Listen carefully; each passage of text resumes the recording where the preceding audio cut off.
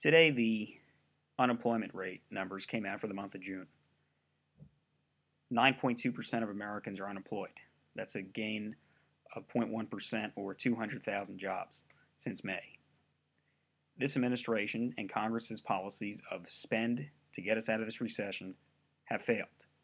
Their $787 billion stimulus may have created a few temporary jobs, but overall, it was a failure. The president's health care bill, which is illegal and costly to the taxpayer and to the consumer, is something that scares a lot of businesses and families. These policies have failed.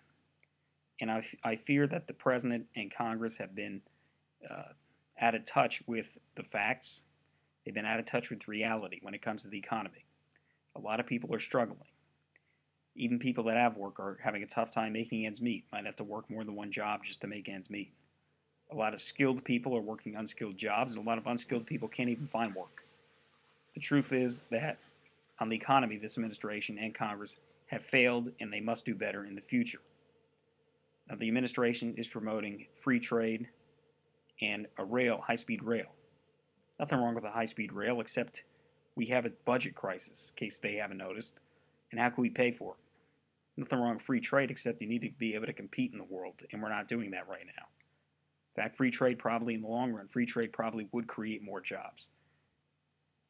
The truth is that we need a new approach, and this really does go into the debt talks. They really coincide with one another. First of all, if Congress raises the debt limit, it's just an excuse for Washington politicians to spend more money, and that's not appropriate, and that's unacceptable. It doesn't make much sense from an economic standpoint. You have to do a few things. First, you have to cut spending on the domestic side. You have to go through government, gut out the waste, do more than just that. You really have to have across-the-board spending cuts in all domestic departments. I even would advocate shutting down several departments on the domestic side. I would also suggest that, and the reality is, that if you cut taxes in a way, in the right type of tax relief, will actually increase revenue. So I would advocate spending cuts and tax cuts. For instance, if you brought our corporate tax rate down from 35 down to 25%, if you cut the capital gains tax rate, that would create more revenue. And of course, I think that that take-home pay for the typical American, not the very wealthy, but the typical American, should be more, whether that be a cut in the payroll tax, the income tax. I think the take-home pay for Americans should increase through tax relief. So I think in those three areas, increased take-home pay, lower taxes on businesses, and lower taxes on capital gains, tax cuts would actually stimulate economic growth and activity and increase revenue. But you still have to cut spending. Congressman Paul Ryan of Wisconsin had a plan that cut spending by $6 trillion over 10 years. This president is now proposing a $4 trillion cut over, I believe, 10 or 12 years. Obviously, Congressman Ryan's plan is not perfect, but it is the superior plan of the two plans, and I think it should be seriously considered and potentially signed into law. Because this is not something we could push down the road. It would be immoral and it wouldn't make sense from an economic standpoint. I think you have to cut spending across the board here at home. I think you have to repeal the president's health care plan. I think you have to end a lot of the government subsidies that we're seeing, especially on ethanol and farm subsidies. I think you have to move America in a direction in which we embrace free market solutions for our problems to actually increase revenue and get spending under control. So I think the debt talks right now are at a point where there might be compromise. And I think that the Republicans really have two choices. And their choice is either to close corporate loopholes or raise taxes on the wealthy. And if you do the math, the top tax bracket begins around $379,000 a year. Going above that, if you raised the wealthy income tax rate, right now in that group, $379,000 a year and up, that they pay 35% of their income in income taxes. If you increase that from 35% to 37%, that person making $379,000 a year will pay $9,000 more each year in income taxes. If that is the only solution, then I would say Republicans should push for a 35 to 37% increase in the income tax of the very wealthy. But I don't think that raising taxes on anybody should be a first option, because I personally oppose tax increases, and I hate even talking about it. But I think that we are in a crisis, and if we don't take this seriously, something has to happen. The Democrats aren't taking this seriously. They're playing politics. They're saying we should cut everything except for entitlements. Uh, we're not. We should reform entitlements to get spending under control. You don't have to necessarily cut benefits on anybody. Um, I think the Democrats are playing politics on the debt, and I think that's wrong.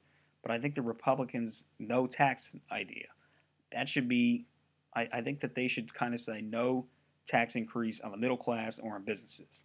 I think that a tax increase on the wealthy should be on the table, even though ideally that's not something we'd want to pursue. And certainly we should make President Bush's tax cuts permanent for everybody. I don't see I don't see any reason why we shouldn't, because that would be, if we allowed those to expire, that would be a massive tax increase on every single American. And I'm in no way advocating an automatic tax increase on the wealthy. I'm saying if there could be nothing else, if it comes down to between a tax increase on the wealthy or a tax increase on our businesses by closing corporate loopholes, then of course you don't raise taxes on the people you don't raise taxes on companies, you raise on individuals a very small tax increase in terms of percentage. And I don't want people to think I'm playing class warfare here, because what I am doing is I'm saying, look, uh, this is a crisis. The choices are going to be tough. Do you want to do the difficult choice or the more difficult choice? Obviously, you're going to pick the difficult choice. And I don't support. Let me tell you, if I were in Congress, I would say I don't want to raise taxes on anybody. I don't want to cut the defense budget. But if I have to choose between closing corporate loopholes or raising taxes on the top tax bracket, I would choose raising taxes on the top tax bracket. And let me also say that this should only be temporary. It should only be for a 5 or 6 year period until you begin getting the debt under control. I also think that the Democrats should agree to repealing the president's health care plan. It's too costly to both the consumer and the taxpayer. That would save us money. Maybe if we did that, we wouldn't have to raise taxes on anybody. So switching gears completely, I want to talk about a little bit about Afghanistan. I think that David Petraeus came out and said it's winnable. And there is no doubt in my mind it is winnable. Now, I'm not saying that we're going to be in Afghanistan for another 5 or 8 or 10 years. I think that I believe that we should not put a timeline on these things. But I don't think we're going to be there forever. And the reason we're not going to be there forever is because, one, we can't afford it, and two, the American public won't stand with it. But I think that the president's call for withdrawing 33,000 troops over the next year, I don't agree with making that information public. I think that the administration and the generals on the ground should have a strategy to achieve victory. Victory is a secure Afghanistan that is functioning at least somewhat well, much like Iraq is now functioning somewhat well. I don't think that victory, we should accept anything less than victory. Nonetheless, there does come a time when you cannot continue a mission because of public opposition at home during a fragile time.